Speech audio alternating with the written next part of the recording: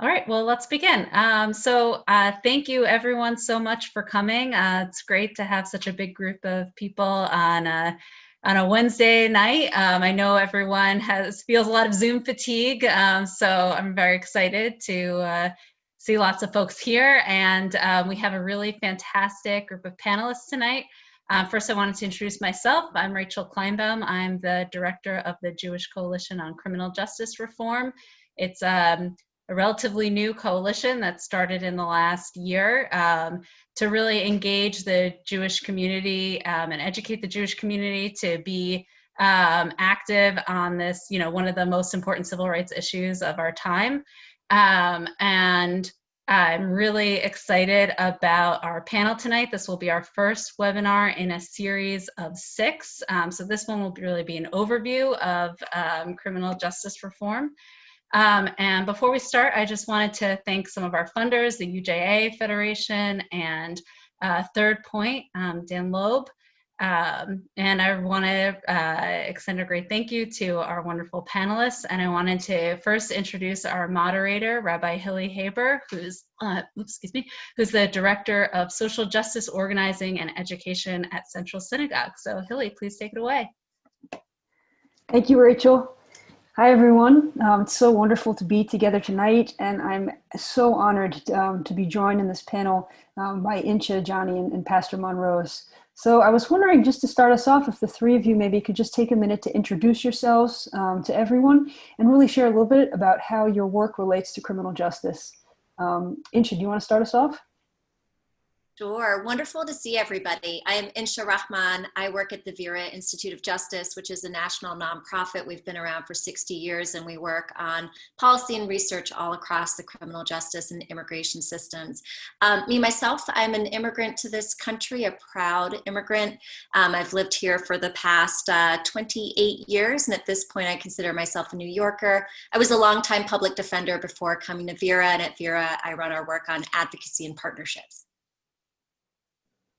Thanks, Insha. Johnny, how about you? Sure, thank you for that. My name is Johnny Perez. I'm Director of U.S. Prison Programs for the National Religious Campaign Against Torture, where I work with state campaigns and folks who are directly impacted and faith leaders to make legislative changes around solitary confinement. Me, myself, I'm directly impacted by the system, having spent 13 years in prison, 3 of those years in solitary confinement. And now I'll bring the wisdom of those experiences into the work. Thanks. Thanks, Johnny. And finally, Pastor Monrose. Yes, good evening to everyone, and thank you again for having me on. It's a pleasure to see all of you to be in this work together. I'm Pastor Gil Monrose, a pastor locally in East Flatbush in Brooklyn at the Mountain Zion Church of God Seventh-day. In my larger context, I am the Director of Faith-Based and Clergy Initiative for the Brooklyn Borough President. But within our church area, in the confines of the 6-7 Precinct, where crime and gun violence is rampant, and there's a need for clergy to deal with the work of gun violence and reduction, I serve as the president of the GodSquad. Thank you again for having me. I have to figure out how I can join the GodSquad. Thank you so much, all, really, the three of you, for being here and for speaking with us tonight. It's such an amazing opportunity for all of us to benefit from your expertise and your wisdom. So thank you. And let's jump right in. Insha, this question is for you. I'm wondering, in this moment as a country, when we are in the midst of kind of a national reckoning around the systemic and pervasive nature of racism in America, can you help us understand how this conversation on race and racism relates to the history of the criminal justice system and mass incarceration today? Absolutely. And just a word on the GodSquad. Rabbi Haber, I think you're already in it. And for any of us, whatever our relationship is to faith and to God, I think we feel very lucky to be in this moment where there are more eyes on the criminal legal system and its harms. There's more reckoning in this country with racial injustice and what it would take for equal justice for all of us. And I'm grateful for this conversation and to see 98 people joining on a Wednesday night to have this conversation. So thank you. And I mean that literally from the bottom of my heart. I'm very, very grateful for this moment we're in. So when people think about mass incarceration in this country, we sort of rattle off some numbers, and that's 2.3 million people behind bars and jails and prisons, 4.5 million people under what's known as supervision, so on probation or parole, and literally millions and millions of other people who are going through the criminal legal system, have an open court case, owe fines and fees. Like, that's the extent of the criminal justice system and its sort of reach in Americans' lives. And people often think of the rise of mass incarceration as starting from 1970 with policies such as truth in sentencing and tough on crime and the war on drugs. But that's a very ahistorical look at what mass incarceration is. If we want to talk about mass incarceration in this country, we have to look back 400 years to slavery, and the apparatus of slavery that was about systems of white supremacy and inequity. And we know from the very beginning of this country that we have oppressed and marginalized Black communities, and in recent times, Black and brown communities. And that's the direct line from slavery in this country to mass incarceration as we know it today. And even the apparatus of mass incarceration as we know it has its roots in slavery and in the times after. So the first police departments, the first organized patrols, were actually so-called slave patrols, white men with guns who were organized to go hunt down people who were enslaved fighting for their freedom. That's the modern day police departments have a direct line to that institution from slavery. Likewise, so much of our sentencing laws are laws that actually, while maybe on its face look neutral, have disproportionate impacts on Black and brown communities, come from the Black codes in Reconstruction, where while things might be so-called equal on its face, those were laws that were set up to oppress Black communities and Black people even after slavery officially ended, and so on. And so it's really important to think about mass incarceration, how we got here, not as just a modern day invention, but really something that has long roots in this country's history, and the legacy is deep, and it's going to take a real reckoning, not just of changing laws and policies and having conversations and understanding what it would take to dismantle mass incarceration, but to literally dismantle what we think of as crime and public safety in this country, where Black skin has always been the equivalent for some communities of criminality and danger. That's the fundamental work that we have to do to really roll back mass incarceration and to think about it in the context of history. That's our work. Thank you, Insha. In addition to this national conversation on race and racism in America, we're also living through a pandemic right now. And so, Johnny, I'm wondering, prisons and jails across the country have had some of the highest rates of COVID-19 infections, including right here in New York City on Rikers Island. Why are the conditions in jails and prisons so conducive to an outbreak of this kind? And what effect is the outbreak having not only on the people who are inside, but also their families, their communities? And why is this such an important issue for our whole city to think about? Well, I'm going to try to get that in really short. I think the short answer is because our legislators allow it to. I think that, in a sense, people that are incarcerated are arguably the most ignored during times of crisis. We saw it during 9/11, we saw it during Hurricane Katrina, and we see it now during COVID. But to really get into the details of that response, right, we see it in three particular ways: architecture, policy, and a lack of legislation. Architecturally, prisons and spaces of incarceration are not designed for people to socially isolate, as we've been kind of mandated to by our medical professionals and those who we medically, trust. They're actually designed to warehouse people and to confine. We see large spaces in dorms filled with 70, 80 people at a time, all in one space. We see three, even 4 people, locked and incarcerated in the same cell, therefore exasperating the transmission of the virus. So architecturally, people can't socially distance, et cetera.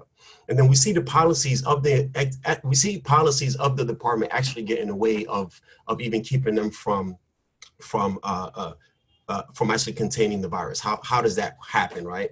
And specific to New York, but even in a lot of other states, we saw, face masks and hand sanitizer being contraband, where folks who, in fact, I'll use New York as a very good example, where Governor Cuomo, mandated that the Department of Corrections actually create produced more hand sanitizer, even bragged about it, even talked about how cheap it was, while at the same time using forced prison labor to create the hand sanitizer, while simultaneously deeming hand sanitizer as contraband.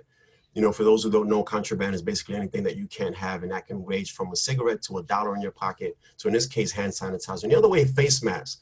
We saw people getting misbehavior reports or tickets, as some folks call it, because you have to pay for them, for actually wearing face masks at a time where Dr. Fauci was on TV saying, hey, we should really wear face masks. We also saw limited supplies, right? Soap, a bar soap a week, laundry once a week. I have letters literally here on my desk, from family members, and even spoke to a person directly in Ohio in the federal system who said the system was actually rewashing the masks. They would collect them once a week, wash them, and then re-hand them out. I don't know about anyone else, but I'm not wearing anyone's mask. But we actually saw that happen. And of course, the most obvious one, the lack of PPE equipment for both people who are inside and also those who actually work inside of these systems, meaning, correctional staff, other health professionals. And I'll say that, we saw an increased response by the department to contain COVID with solitary confinement versus using medical isolation. And in fact, the Unlock the Box campaign recently released a report really looking at highlighting how we saw an increase of solitary in the use of solitary by 500%. Actually, I saw that I can access the comments. I'll drop that link in the comments there for those who want to access that report. And what you'll read is that we saw an increase of solitary by 500%. Why? Because, this administration in a lot of different ways empowered departments to shut down the entire systems. And then in a federal level, we saw correctional officers actually come out to the streets and actually work with police officers to respond to the uprisings and around racial equality, racial injustice. So we see that connection there. And then lastly, to kind of answer the last part of this lack of legislation, right? Like we live in we have a system across the country where, people who are aging in prison who no longer pose a threat to society actually not allowed to come out. People who have terminal illnesses actually have to have a hard time to try to get released before their time. We incarcerate young people at a high rate in this country. So on one side, my job is to hold correctional officials accountable. I also know that there are legislative limitations in what they can do, and our pressure has really been to the governors. What legislative efforts are in place in order to prevent this from happening? And in the event that it does happen, what is in place in order to prevent that to happen? And in New York specifically, there's a few campaigns. I highlight two. One, the Halt Solitary campaign led by the New York Campaign Against Isolated Confinement. And I also dropped their link in the comments for those who want to take a look at the work that campaign is doing around solitary, both on the state level, seeking to limit solitary to just 15 days, limit who goes in there. Fortunately, we have a system that places women who are pregnant in solitary, young people in solitary, people who are developmentally and physically disabled in solitary, folks who identify as trans in solitary as a reaction to who they are and not to what they've done. And really want to emphasize that. And then the last piece, this second campaign is the RAT campaign, releasing aging people and prisoners a campaign, and they're working to release our most vulnerable. One of our mandates was to make sure that we protect the elderly, how they're most susceptible to transmitting this disease, except that inside of these spaces, that's just not possible for many of these people. And the answer, part of the answer, and I end with this, is a part of the answer and the solution is actually to decarcerate as many people as possible. And I'll drop that main line in the comments also, to decarcerate as many people as possible, and to de-densify, if that's a term. And actually, that's not my term. That's actually coined by one of my colleagues, Dr. Bree Williams from a men's working on correctional culture, to de-densify the folks who are then there, to get us to a place where we limit the transmission of COVID and also protect folks on the outside. Because if you think what happens in prison stays in prison, that's just not true. Thank you. Thank you, Johnny. I just want to lift up a few things that you said, and kind of especially at the end there, the things that happen in the outbreaks in prison are not limited, obviously, to the space. And you know, it's not a guarantee that someone who's leaving Rikers Island will get a COVID test. And so think about that person coming home to their family, their community, and the city, and how kind of, you know, the risk for all of us there. So thank you so much for sharing, especially on those policies as well. Pastor Monrose, when we talk about the work of criminal justice reform and decarceration, especially in New York jails and prisons, we are often met with opposition in the name of public safety. When bail reform passed, for example, many people worried that crime rates would rise in the city, threatening the safety and well-being of all New York City communities. You are a pastor, a community leader in Brooklyn, an activist on gun violence prevention, and also a police chaplain. Can you help us reimagine public safety in ways that lead to a more just and equitable New York City and state? And also, if you just have a few ideas about some concrete policy changes and maybe some funding that could lead us toward your vision. Yeah, thank you so much for that question. I think that dealing with the reimagining even how police deal with the African American community, the minority community, is a big question, of course. And I think that, you know, as a faith leader, as trying to be the prophetic voice in our cities for the poor, and I use the word poor, and I will continue to use the word poor, is that it's very difficult for a group of people who have been created in systems where the structure was put in place that from the time that you have an open bear container or public urine, you skip your bail, that becomes a warrant. And then every other person, that's the reason for the most part that police ask you for your ID. So that they can run it to see if you have an open warrant. And these are basic things. It's not that you mass murder and you're running from the law. It's like basic things like jumping the turnstile or riding your bike on the sidewalk.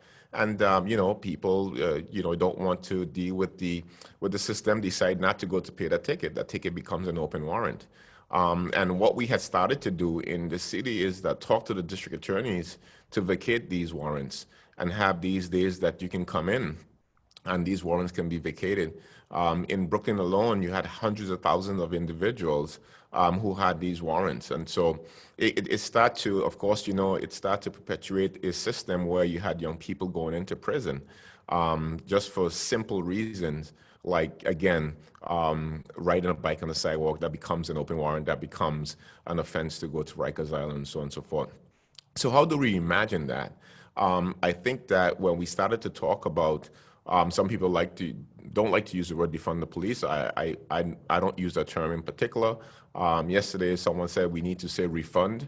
But whatever it is, I think that we need to look at public safety as a holistic approach.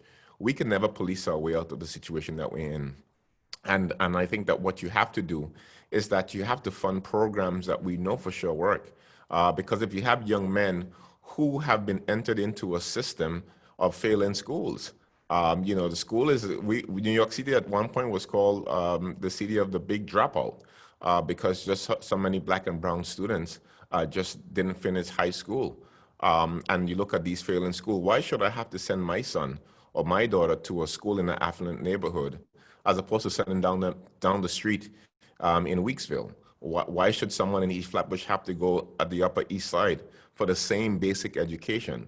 This is a problem for our system. So when we talk about having a police reform system, it's talking about reforming our schools. It's talking about giving the funding that is correct, that is right to the students. It is talking about the 77,000 students who don't have the iPads yet in this COVID-19 situation for the Department of Education. It is talking about also too, you have NYCHA projects and certain areas who just don't have the Wi-Fi capability.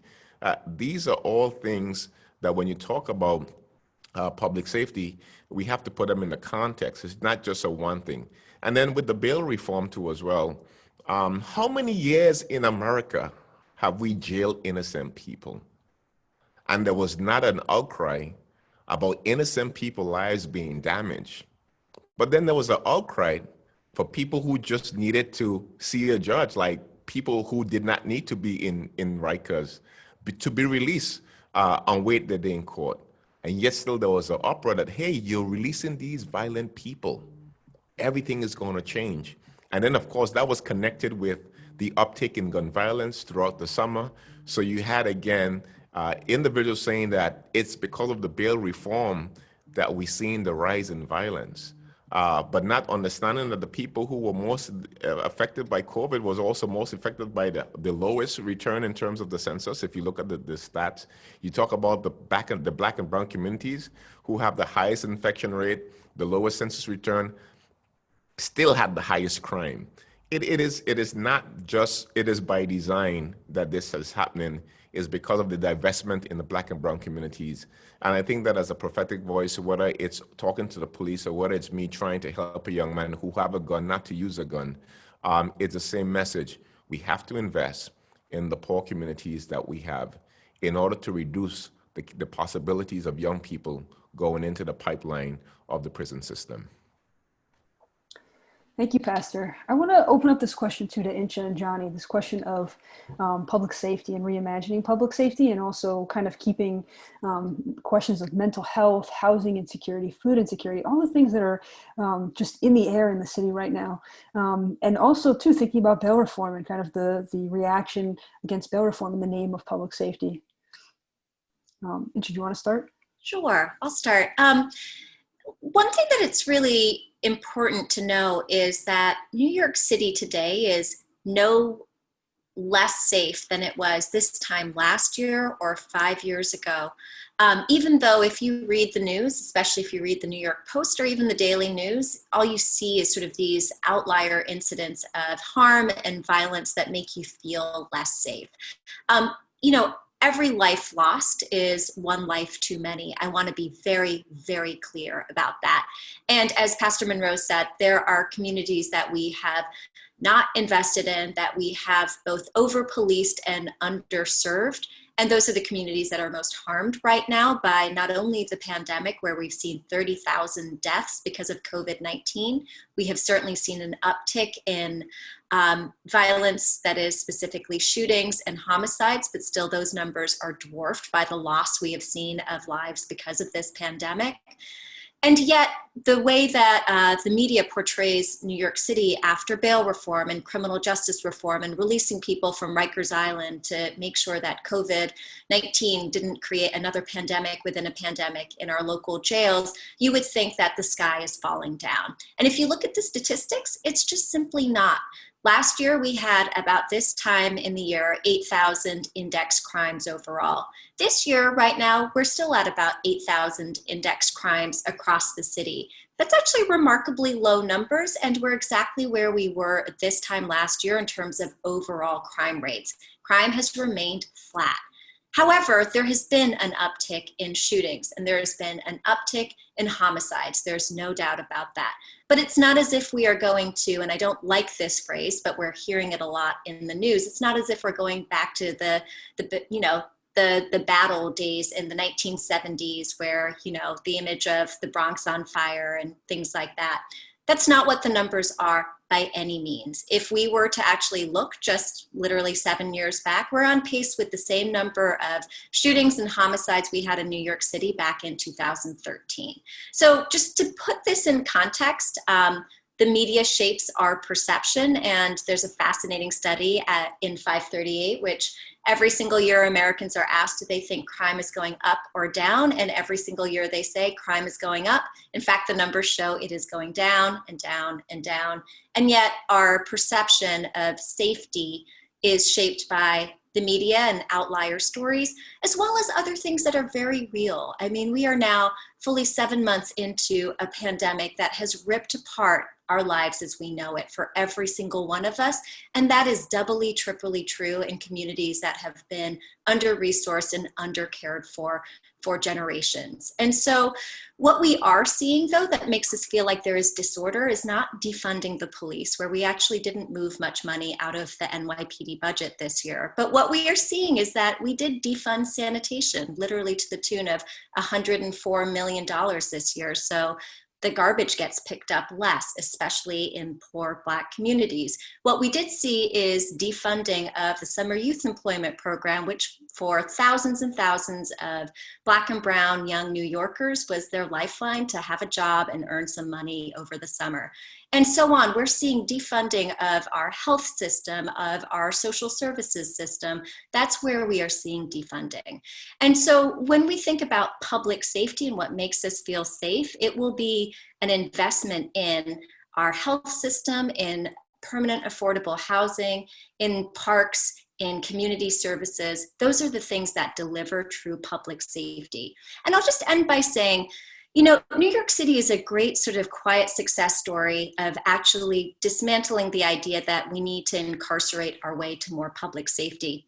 In New York City 3 decades ago, in the early 1990s, we had over 20,000 people behind bars at Rikers Island on any given day. And our homicide rates were about 3,000 homicides a year. Now we're on pace to have about a little over 300 homicides this year, and that's still 300 too many, but it is certainly nowhere near 3,000. And we have about 4,300 people incarcerated today in New York City, down from over 20,000. So we've actually reduced our reliance on incarceration. We've stopped putting people away behind bars, and we've become a safer city. We've got more to do, but that's the success story that we are, and that's the base that we have to build on to move forward.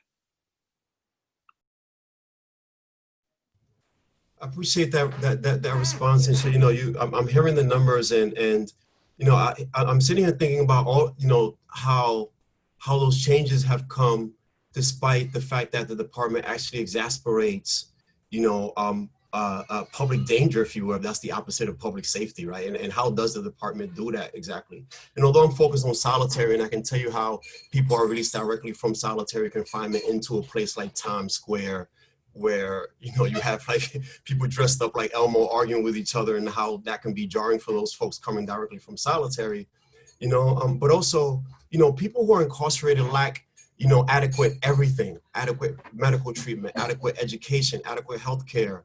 You know, some people even right now during this pandemic are afraid to report symptoms because they're afraid of being placed in solitary. So what happens when, two things, when a person is afraid to get mental health treatment or any type of treatment as fear of being placed in solitary, and then what happens if a person actually does need that help, right? And then it's released, you know, into society, and of course, what type of, you know, dangers that creates it, you know. So like on one hand, we see how society literally responds to public health issues, right? Homelessness, you know, Pastor earlier talked about incarcerating people for sleeping on park benches and these fines and things like that.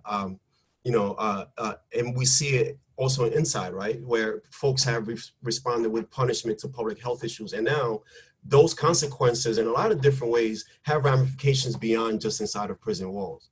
You know, in fact, I spoke to a person who's currently incarcerated who showed me a video of the yard in the prison where he's at. And they had makeshift hospitals in the yard. He's like, I'm literally waiting to die, but I had 3 months left on a car theft charge. I wasn't sentenced to death, you know. So there's this larger question, I think, for us too, you know, as people of faith, and also like the moral imperative in this moment, right? Like, you know, on one hand, the department says, hey, let's punish you and that's going to make you change you. Now realizing that that same punishment exasperates the issues that they're trying to so-called eliminate. And then what is our role as faith leaders and people of conscience who are actually charged with, in some ways, protecting the moral fabric of our society and holding our legislators accountable to the values that they say they stand for.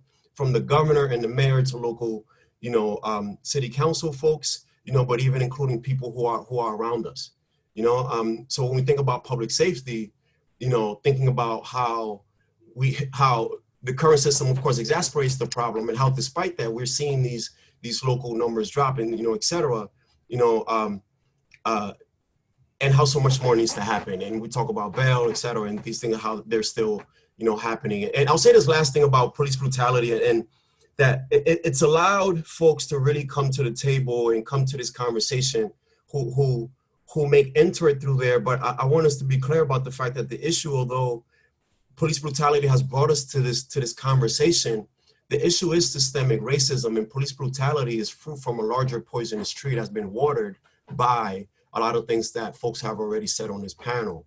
You know, and we're seeing it because we have cell phones and we have media and we have all of the wonderful things that have allowed us to move forward as a human race, but also in the darkest of places where these places are not allowed intentionally. this is where the most atrocity happens.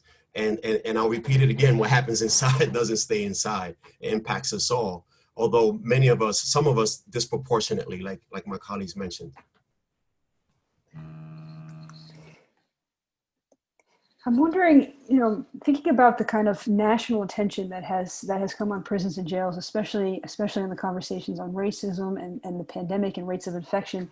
Insha, I'm wondering if you can kind of help us think with this renewed attention on incarceration, is there a new possibility for legislative reform and decarceration in New York, something that wasn't there last year? Despite a tight budget, where do you see some potential movement on the state level? And where do we need to go this year? And Insha, and then we can open up this question as well. So in 2019, the New York State Legislature passed bail reform, which, as the pastor and Johnny mentioned earlier, has been has taken the blame for the rise in shootings and homicides. But in fact, there have been a number of studies that have shown people who were released from Rikers Island and other jails across New York State have not been directly involved in or responsible for the specific uptick in harm and violence that we have seen this year. But here's the remarkable fact about bail reform that doesn't get told in this story of fear-mongering, which is we literally have 40% fewer people in jail today in New York State than we did at this time last year because we passed legislation that fundamentally transformed our use of money bail. It basically eliminated it for most low-level offenses, and it means that Black and brown New Yorkers had the same chance that white, more privileged, and more resourced New Yorkers had to be free pre-trial and to fight their cases and the allegations against them back home in their communities, with their families, with their loved ones, with all the due process that all of us deserve and are entitled to under the Constitution, but didn't get when we had a money bail system. And so those numbers are remarkable because when we talk about really attacking mass incarceration and what it'll take to end it, we have to do things that are transformative, that result in literally 40% fewer people behind bars. And I think we can even go further. And so what's the work that we have to do now? Well, we now have under 10,000 people in jail across all of New York State, down from over 20,000 a couple of years back. And we've got more work to do on that front, and other states can look to the work that we've done to also think about decarcerating, having fewer people behind bars. But we still have about 38,000 people in our state prisons. And Johnny mentioned earlier in talking about the pandemic within a pandemic that is jails and prisons in New York State in this moment, that there are older people who pose absolutely no threat to any of us, who are safe to walk among us, but have been incarcerated for years and years and are especially vulnerable to this virus, as we know all people who are older are. And in New York State, fully 1/5, 1 out of 5 people are over the age of 50 in our prisons. And so that's a lot of older people who are especially susceptible to this virus, and also who just, even apart from COVID-19, should be home among us. And the only reason they're not is because as a society, we have continually sentenced people to 25 to life, 15 to life, with no regard for the person that they are today versus the person they were 10, 20, 30, 40 years ago when they were first sentenced to prison. And so I would say the top priority in New York State this year in 2021 with our legislature is to pass laws that actually shrink our prison population. And there are a couple of laws that are have been, sort of already circulating where there's momentum built up that we're happy to share more information about. The first one is called the Elder Parole Bill, and it's specifically targeting folks who are 55 and older who have served at least 15 years of their sentence. And you would be shocked to know that even though folks are 55 and older, have been in prison for 15 years or more, they might not be eligible to see the parole board and to have a shot at going home. And so this bill creates the opportunity for people to just get in front of the parole board and to be able to make the case that they are safe to walk among us. Another bill is called the Fair and Timely Parole Act. And what it would do is actually create a presumption to say, if you come in front of the parole board and you can demonstrate that you have, worked on repair and rehabilitation and transforming yourself while in prison, then you can go home again to your community, to your family. Right now, the way that New York State parole works is that you can be eligible for parole, but the parole board can deny you, and then you have to wait another 2 years before you get to see the parole board again. And so we know judges sentence people. I was a longtime public defender. I certainly know this process firsthand. And somebody might get 15 to life, and they might go in front of the parole board when they hit that 15, and then the parole board essentially resentences them again and again and again because they have the discretion to do so. And so the Fair and Timely Act will basically change the factors that the parole board considers so that the one thing that a person cannot change about themselves, the crime of conviction that they were sentenced to prison for, becomes less important. It's no longer the only thing that the parole board really considers, and everything else, the good works that they've done while incarcerated, the fact that they've mentored other people, taken programs, gotten a bachelor's or a master's degree while incarcerated, all of those things will matter more. So that's the second piece of legislation that I really hope our legislature passes, because it's a really important way to get our overall prison population down. And then the third is for people who are out on parole.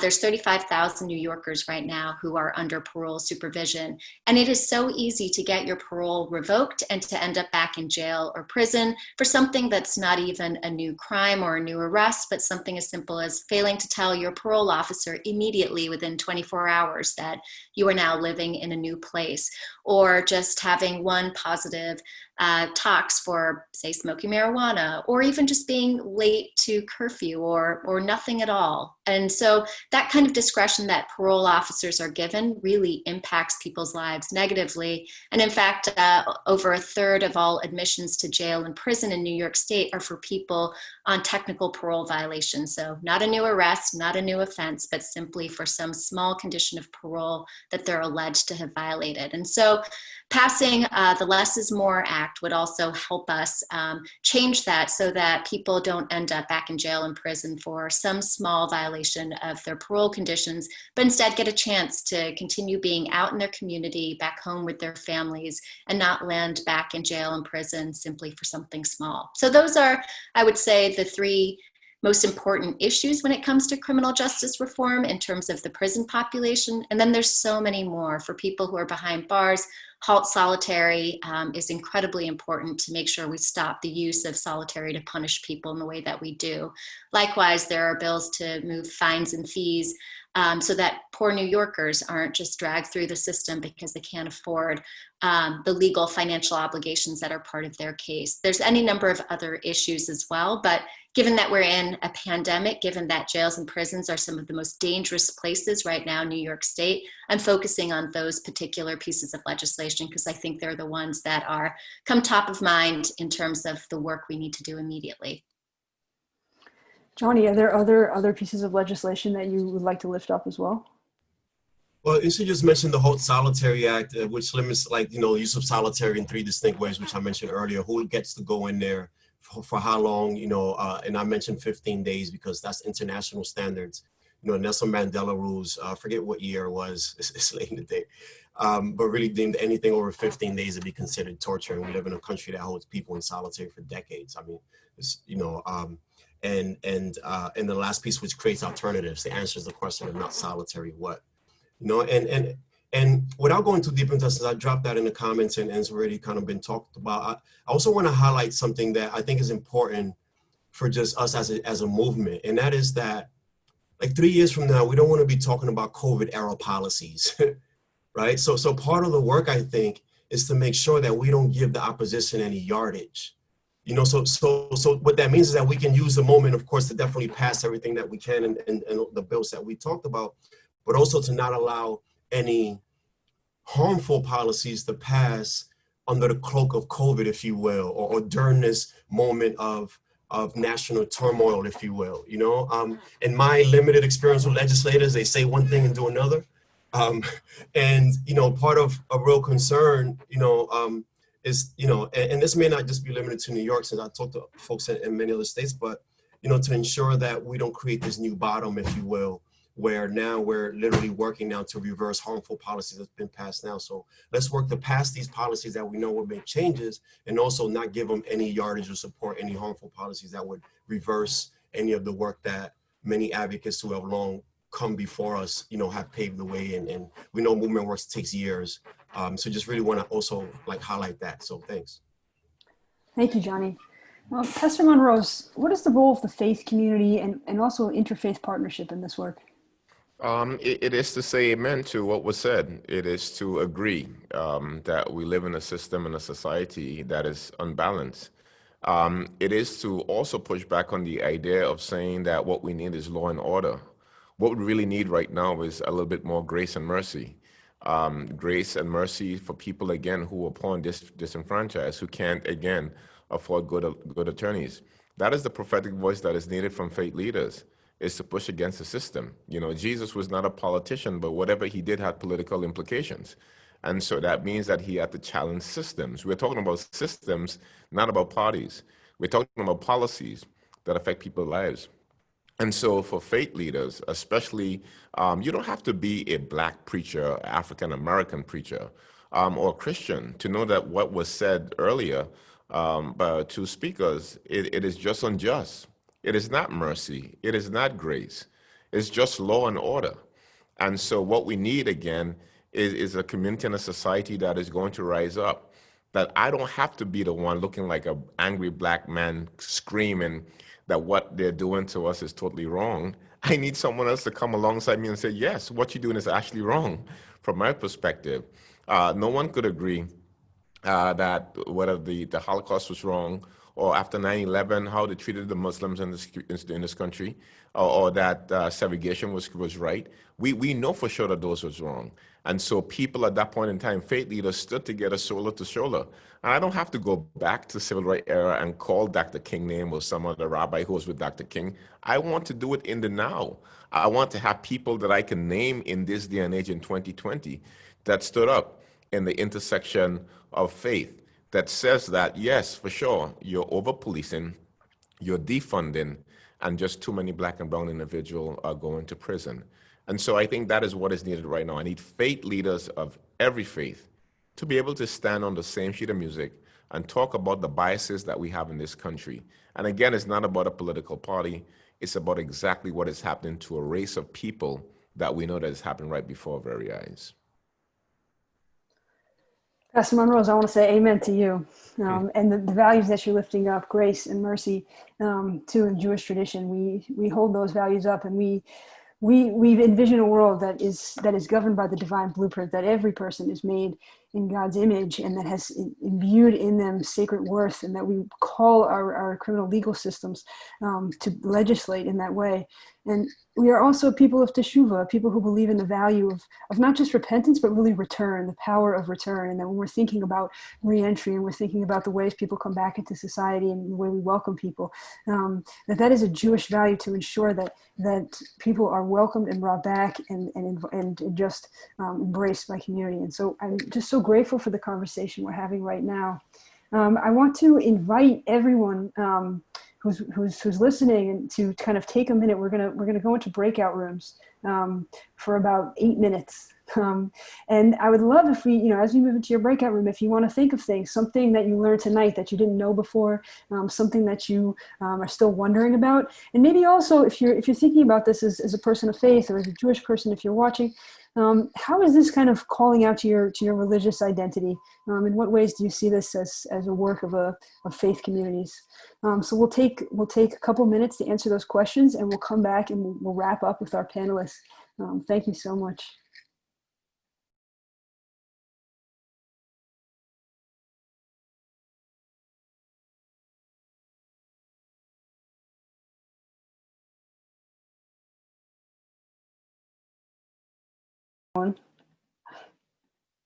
I hope that you had, I know, short conversations, but I hope productive, and I hope you had an opportunity to dive into at least one of the issues we talked about tonight. I wanted to invite the panelists before we close, maybe just to share kind of a final word, with our community. Is there anything that you'd like to leave us with tonight? And Insha, we'll start with you. Ooh, I don't know that I even thought about signing off because it's been so nice to get to talk with you all.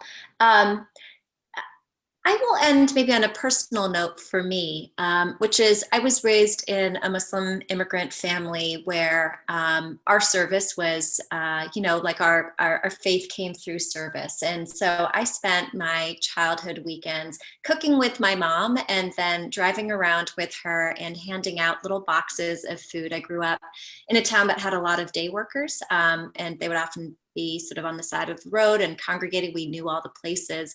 And that's how I grew up thinking of sort of what service is. And it's been pretty profound now as an adult to figure out what service is for me now. And my mom actually still does, 30 years later, the same cooking and feeding people, because that is her way of showing love and taking care of our communities.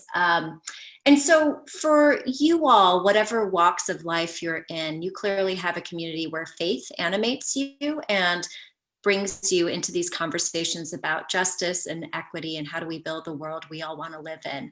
And so I want to remind folks that there's actually very small ways. For my mom, it was feeding people every weekend. For me, it is choosing my life's work to first be a public defender and then now work on policy and research that changes the systems that we work on. But whatever it is for you, to lean into it, to commit in this moment where we have an unprecedented election in front of us, where justice and many other things are on the ballot. Next year, where we're not out of this pandemic, we have a lot of opportunity to push and to do more, like to commit to the one thing that you will do to fight mass incarceration and to roll back the system as we know it. And it literally takes each of us doing one small thing. Thank you, Insha. Amen. Pastor Monrose, do you have a word to leave us with? Yeah, I think that I put in the chat. It was meaningful tonight. It was powerful, but I think it was also hopeful. I've been on a lot of Zoom calls about criminal justice reform, about police, about gun violence. But to be on a call Zoom tonight with all of you, we were in our breakout room, and Lynn from Brooklyn, we were talking about the Torah. And in the Torah, it talks about mercy, it talks about grace. Nothing is out of place. So you don't have to try to form another group in order to do justice and mercy. I mean, you can join a group. I'm not saying no, but it's in the Torah. It's in our daily reading. There is nothing outside of what we read every single day. So I'm hopeful that all of you, that I can join you as well, that when our voices are tired, I need you to speak. When we are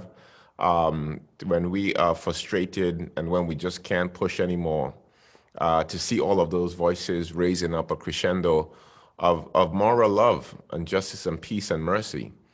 This is what is needed. So I'm very hopeful tonight. And I want to thank God that we have met and that we have so much work to do to have a more peaceful, sustainable, and at the end, a more glorious society. Thank you again. Johnny, would you like to leave us with a word? Yeah, absolutely. And I'm actually, my remarks come from an extension of the notes that I took in our small group, and really highlighting, some of the things that were brought up there. And that is that we need to do more work, not only in our own faith communities, but also look to work in an interfaith at the intersection with other faiths, and that means either forming or joining collaborative efforts that include other people of faith, a united moral voice. I'll tell you, as a person, who walks into legislative offices with either my direct supervisor, who's Ron Steve, who's also, ordained minister, but also just people of faith, and that it literally changes the emotional chemistry in the room.